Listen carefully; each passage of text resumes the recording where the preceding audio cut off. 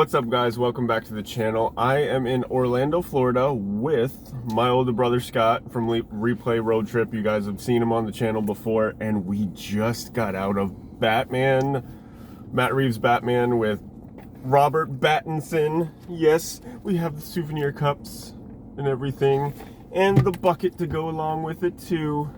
But we have been dying to talk to each other about it. I was like, wait, you got to do a review with me. We got to do the Batman movie review. We literally just got out of the theater. Yeah, it was sunlight, like beautiful out when we got in, but the movie was so damn long that it's dark out, so we're using this tiny light. It was literally like just under 3 hours, right? I thought it was three, a little bit over, but I don't know. It was a long freaking movie. But the thing is, I'll just start with it like this. I wasn't worried about the time. I was never like saying like, oh, this is dragging on, anything like that. It didn't feel like it was that long to me. Okay, so spoilers, before we said it, spoilers. Yeah, put it right here, graphic editing JR. We'll put it right there. Magic of editing. But yeah. Did you like it? I loved it. You loved it. I really did. To be honest, I really liked it. There was some stuff that they changed from like source material. Yeah. But we'll get into it in a second. But overall, it's the detective movie that Matt Reeves was talking about. You actually see him doing the investigation work, being the world's greatest detective. They even dropped that line in the movie. I could see Scott's face because he wants to say something. But Robert Pattinson was good. I heard all this stuff about Zoe Kravitz and Paul Dano killing it in the movie. But what I really liked was Colin Farrell. No, I agree. Colin Farrell, Zoe Kravitz, Totoro, Totoro surprised me. I knew he could act because I've loved his entire career. Okay, he's not just the funny guy in Adam Sandler. Like, literally go back and watch like Miller's Crossing. Like, oh my God, he's an amazing actor, and he plays a very reserved, kind of like a Michael in Godfather 1. That's what I was thinking. He's very reserved, but then he has that type anger that comes out and that violence. It was done beautifully. I didn't love it. I liked it, but I don't know, like, I can't be the only one that thinks this, but like, there's beats in the movie that just, it's like, why did you do this? Why did you extend out this shot? Like, to me, I'm going to say this right now. Y'all can kill me later. I'm sorry. But we've already had a huge director take on Batman multiple times. This is the first time in my eyes that it's been done art house Batman. They already got the award for that too. It's that, and the Joker got the artistic award. I forgot what it was actually called. I don't know. It was that and Joker were the only comic book movies to get that like artistic award. But I don't think it works 100%. Like, did you feel like certain scenes were drawn on and certain shots? And I get they were filming during pandemic. I 100% get that. So things are different. It was harder. But there's certain shots that it's like, this is a beautiful movie. And then you see a shot that is so obviously green screen behind him. And it's like, that kind of took me out of it. That's the thing that I was going to say. With a movie that looks like practical and everything like that, they do have heavy CGI in like the climax of the movie, but there was one scene where I don't know if you'll agree with me on this, but the wingsuit scene. When he jumped off the building, it looked like his head was practical, and then the rest of it was like bad CGI to me. I mean, I honestly, I forgot that scene until you just said that.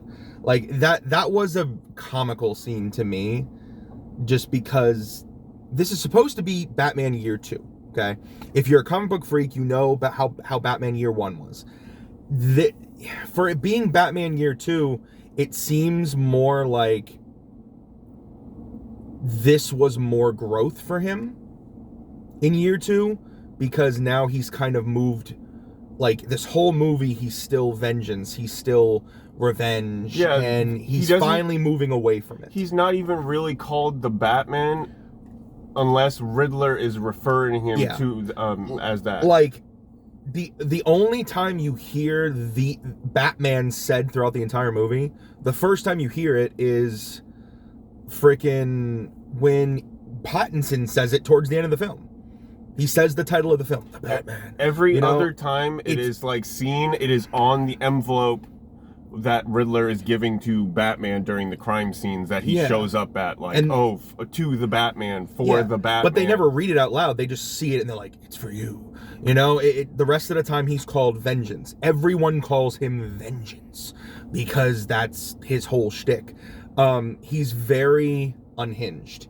He's very violent for Batman. See, this is the thing. That's why I'm saying he's really rough around the edges. Yeah. This is literally year 2. He's not like in the other movies where he's been doing it for a while. He's more calculated in his fight. You know, like hand-to-hand combat is really rough.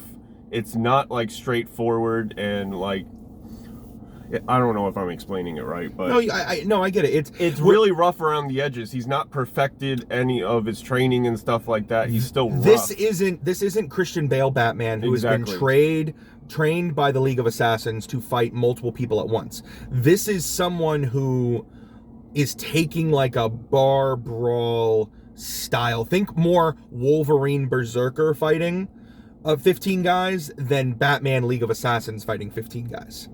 The best example is like the first trailer when he's pummeling the crap out of the guy. That's how most of the fights go. And I get it though. It's Batman year 2. He's still rough and everything like that. The suit, I was not a fan of it at first. But knowing that it's only the second year of him in it, I know it's going to evolve and get better over time. Yeah, I almost... There's a scene in the movie towards the end where Batman is extending his hand out and everybody's afraid. He's just trying to help them, but everybody's afraid. And the first person that grabs his hand is a child. Okay? And to me, that's like in the comics when originally Batman had the longer ears to instill fear, and it's because he did that and a kid wouldn't help, like wouldn't grab him, and he couldn't save the kid because the kid was afraid. And then he changes the ears and he makes himself more not so scary type. Yeah. I almost wish they had actually given him the longer ears in the beginning. But the way he's violent and everything, you kind of see where the fear came from. Yeah. You know what I mean? So I like how they did that moment, but I don't know, like, for a story-wise, for a first-time out Batman, I mean, it was good. I think it was a little long in parts, and I didn't like how they twisted storylines differently in this. Okay, we both looked at each other in the movie theater and we were both like, what? I think I actually said what a little bit too loud out. Yeah, you said it a little loud, but it was just like we said, it's spoilers. So if you don't want to hear what we're about to say, it's like a big story plot point involving some of the main characters. But go ahead, click off the video now or stop, and watch it later after you've seen it. But Selina Kyle is the daughter of John Turturro's Falcone. Yeah, Carmine Falcone's daughter. That was really surprising. It's like she was a love child of his. So basically, they have it set where there's the Iceberg Lounge that's run which I loved, by the way. Yeah, great way. But the underbelly, like the secret back room, you know, like you see in most mob movies where like they gamble and it's like the high roller room. It's like the club really the inside a club. Yeah, so they call that the 44 below. 44 below. Yeah. Okay. Well, I guess Catwoman's mother, Maria Kyle, worked there and had a fling with Carmine and had her, and Carmine never knew about her. So this whole time, you know, he's acting, I don't know, when you look back on it, it almost he acts like he does know, you know what I mean? Because he's not lecherous with her, but he seems to actually care a little bit. Yeah. And then at the end, when she like pulls a gun on him, he's like, Dad, that's right, my mother was Maria Kyle. Do you remember me? It's like, that was a weird twist that just came out of nowhere. That's like one of the things that I thought was weird, and I think they could have done without it. Yeah, like, yeah, again, there's multiple moments in the film. It's like that didn't move anything forward, No, to it be didn't. honest. That could have been wiped from the movie, and it would have been fine. Yeah. So there's some things they get really, really right in this movie, okay? Riddler is done so well. Like, the way his master plan comes out, all right, is brilliant. The problem is, it does what most movies do, where the hero is so intelligent and knows these riddles. He's getting them left and right. He's deciphering everything. That's great. And then there's a moment in the film, I don't know if you heard me, but I'm like, okay, next target's the mayor. And he's like, I think I'm the next target. How? It was obvious that it was the mayor. Like, the mayor's name is underlined. How could you not? Like, it was so obvious. And then it takes him doing an interrogation almost, but really it was just a monologue from Paul Dano, which was beautiful, by the way. Absolutely, he killed it in that role. I mean, that did. monologue, bravo. But that's when he's like, oh, I guess you're not that smart, are you? Well, now you can't stop it. He does. So it's I don't know. It was a very odd thing. Like, they didn't need to unveil it that way. They, like, I don't know. They basically told us what the end was going to be, and then acted like Batman didn't get it. Did you figure it out? I'll be honest, I didn't figure it out like when you did. I just went with it, to be honest. And you leaned forward. That's why I was like, I think he's got it too. I'm sitting there, I'm like, oh my God. I'm waiting for the movie to unfold and everything. And I'm like, I'm invested in the movie. I'm watching it like this and everything.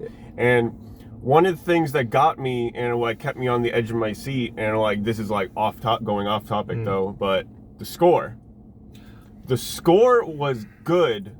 It was really good, and like one of my favorite parts is like, what was it? The first 10 minutes, the setup for like Gotham and like setting up the mood and everything, and that's one of my favorite things about this movie is the way they made like kind of like Gotham a character again. It went back to like its like Gothic roots. Like in Tim Burton, where he made it an actual character, like in the movie. I agree. And it was awesome to see it like showcased like that again, because nothing against the Nolan movies. I love the Nolan movies, but they literally just used Chicago. Yeah. And everything looked exactly the same. Gotham didn't have any character. Gotham is supposed to have that New York Art Deco look of like the 50s.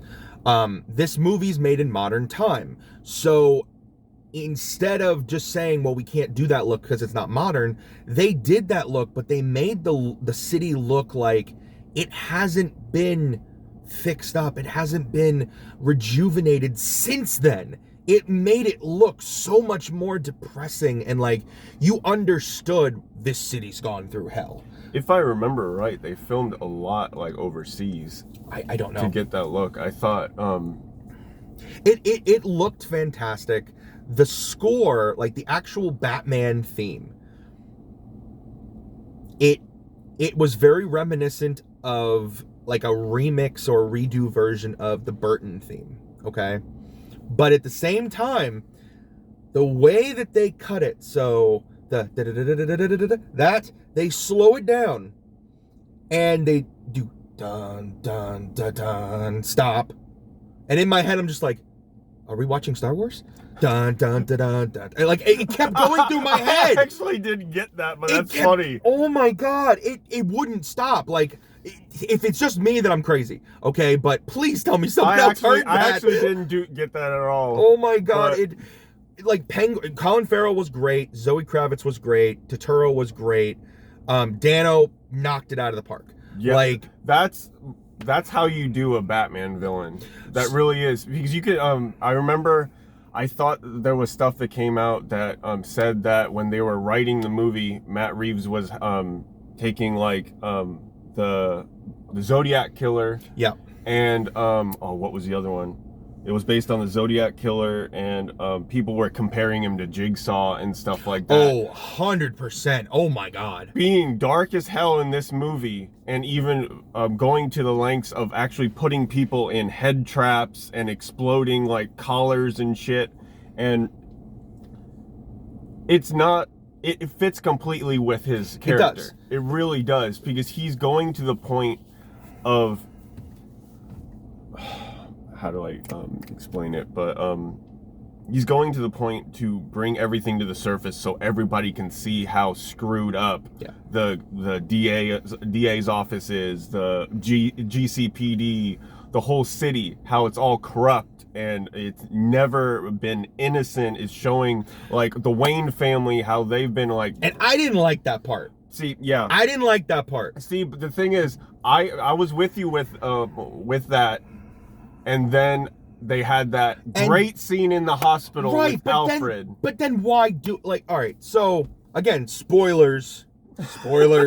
Okay, so, in the movie, basically, Riddler's taking down all the corruption, all the people that have done bad, right?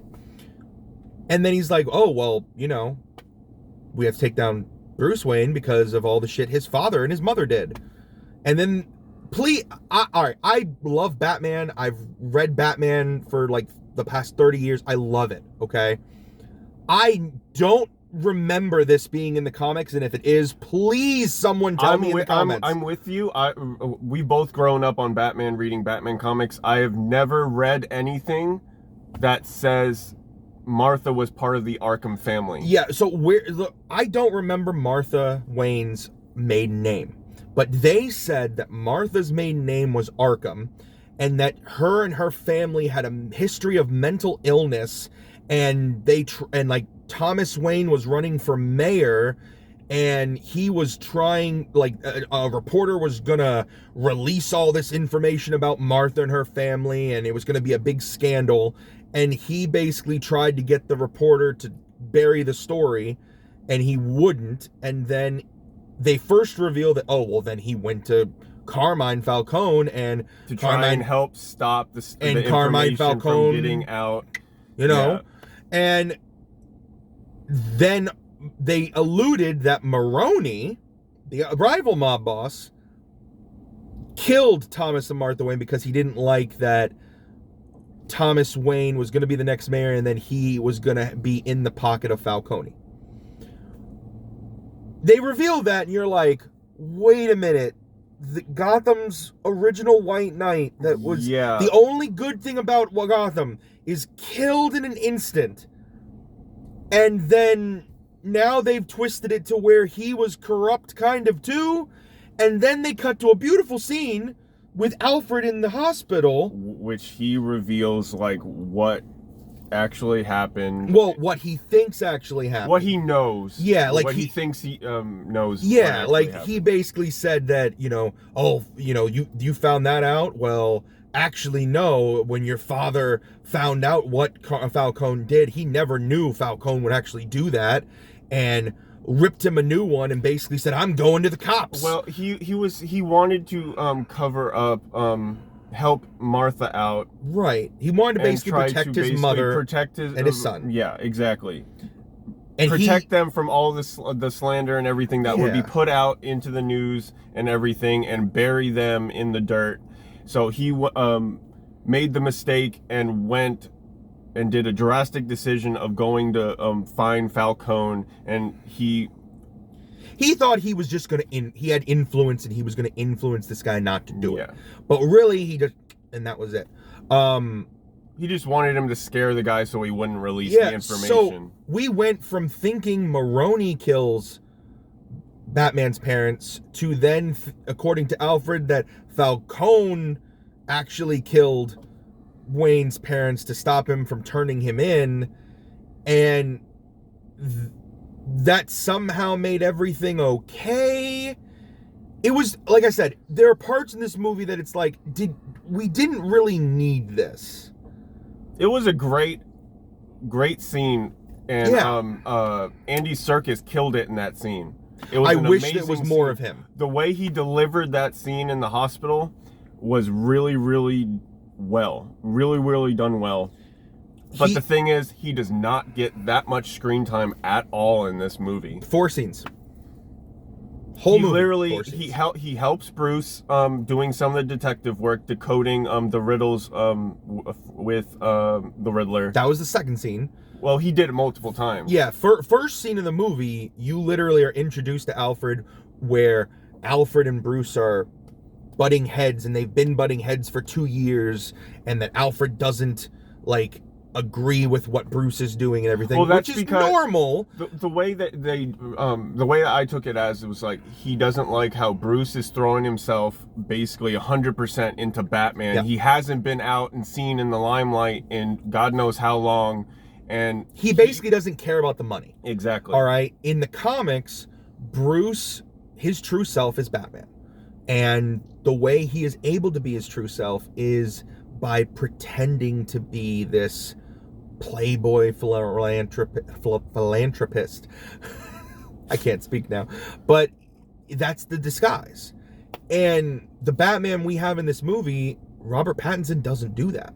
Like, it's year 2 Batman. He does not want anything to do with that. The only time you see him as Bruce Wayne really is when he goes to a funeral for the mayor that got killed, and then in a hospital bed, and then the one time he talks to Falcone. But none of that is ever playboy philanthropist. Don't pay attention to me. I'm just gonna make a big spectacle, so you never think it's me. It's not like playboy, clean shaven, hair slicked back like Christian Bale version. It's very He's kind of like a grungy rich kid. It looks like he's like perpetually depressed.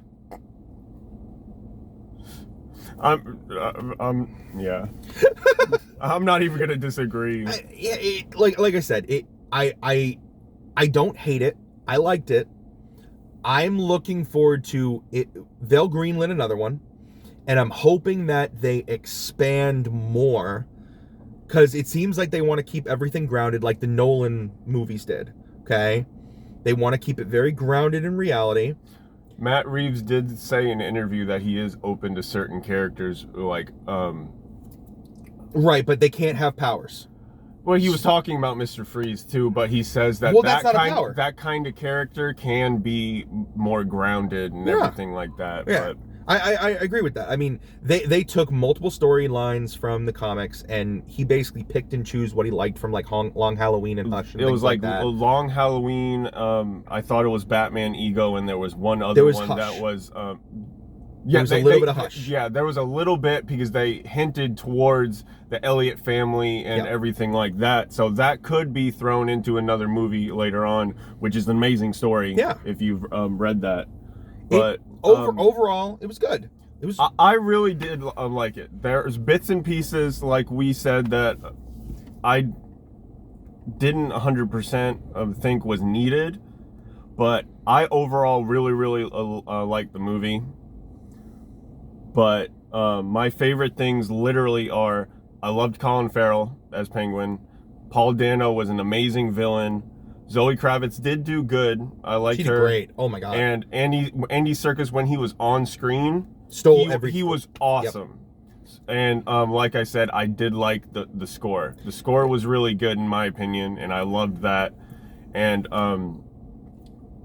that's my favorite parts of the movie. Like I loved that Colin Farrell took he took little bits from different mobsters in movies. Like there's a point where literally JR and I looked at each other like, oh my god, he's channeling De Niro right now. I said that in the theater. I tapped him on the shoulder and I'm like, oh my god, like some angles he looks like Robert De Niro the way he's playing the character. It was De Niro from The Untouchables. It was that scene where he's very calm at the table, he's got all his lackeys, and then he brings out the baseball bat and destroys. That was what Colin Farrell was doing with Penguin. It was great. I loved Zoe Kravitz. Hands down, I think she came very close to Pfeiffer. She doesn't surpass her yet, but she came very close. She had, like that was beautiful, beautifully done. Look wise, she reminded me of which one was it? Eartha Kitt. The way she moved and the way she carried herself, I see that, but there wasn't the hokey flamboyance that they did. I'm just saying, look wise in general. I loved it. I think Paul Dano knocked it out of the park. He should go down as one of the best portrayals of Batman Rogues Gallery characters ever. I would put it up there. It was fantastic. It was like, if you're gonna say like Heath Ledger, freaking Jack Nicholson, I mean Paul Dano's in that mix. You know what I mean? Cillian Murphy. I think it's about time someone gave another villain that much spotlight. Because it's always been like Jack Nicholson, Joker. Yeah. Heath Ledger, Joker. And we do get another tease at another person, which I said it to Scott, and I'm like, you get this little glimpse of Paul Dano in Arkham, and you see him talking to another inmate. And I've told you this before. There was a rumor that there was someone from the Marvel universe, from Eternals. I forgot his name. But, I can't remember now. But one of the actors from Eternals in heavy makeup. People's minds. Heavy makeup. Behind the door. The makeup that they had him in, it was basically, I have a feeling we're not going to see the Joker that got into the vat of acid. We're not going to see into the Ace chemicals. I think what we're going to see is we're going to see someone whose face, the way it looked, is just mangled beyond repair. Like, I think it's going to be much more than just the smile. It looked like there was like pieces missing from all over his face. It almost looked like he took shrapnel bomb to the face. It looked like he had that over-exaggerated, like, grin, like his cheeks were pulled back. You could see his eyes were, the Glasgow eyebrows were smile. raised up. Yeah. He looked like he was really in a lot of pain, and they couldn't fix him. Like, he did not have good insurance. Well, it's Gotham, so. But yeah, it was weird. I could have done without the Joker scene.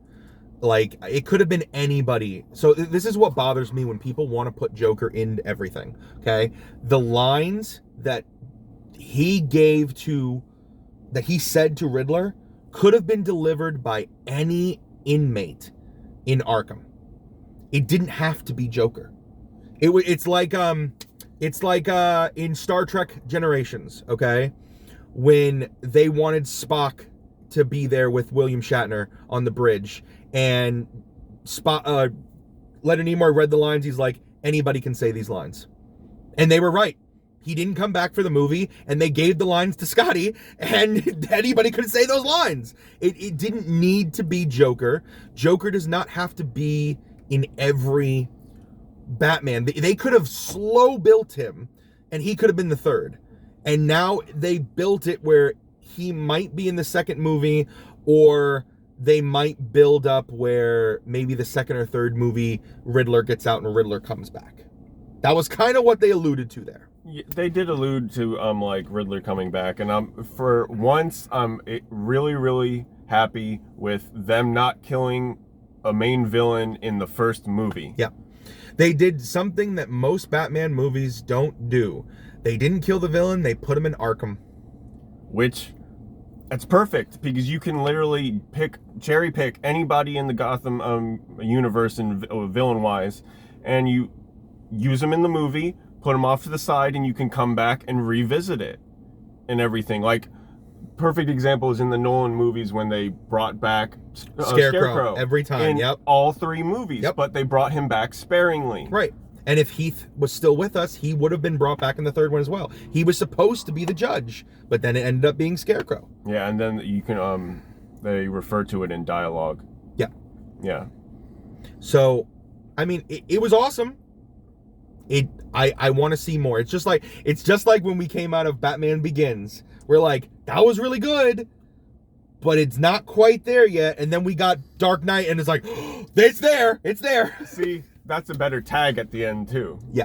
That was a better tag. It was still forced though. It's like, oh, look at the card. But anyways, I hope you guys like this review. I had to work on my reviews. I'll honestly say that my first two ones were rough. But this is more Kevin Smith-esque. We're just talking to the camera. I like this. I'm a huge comic book nerd, and I'm new to doing the review thing, so I want to start doing that more. I'm going to the movies all the time. Like I said, I'm a huge movie nerd and comic book nerd and everything, so I want to start doing this more for you guys. Don't worry, we're not going to forget about the toy hunts. That's what the channel's about. But if you like the movie, comment down below. Hit that like button. Think about subscribing. Most of you guys that are watching the channel are not subscribed. So, I appreciate everybody watching the videos, but think about hitting that like button. Hit the notification bell so everybody will be notified when a new video pops up. Yeah. But like I said, comment down below what you thought of the movie, or what your comments about anything that we talked about, what you thought in general. But yeah, we gave you our opinions about it. I want to hear yours. So until next time, until next review, toy hunt, vlog, or anything I do from week to week, have a good one, guys. I curse you. Magic fingers.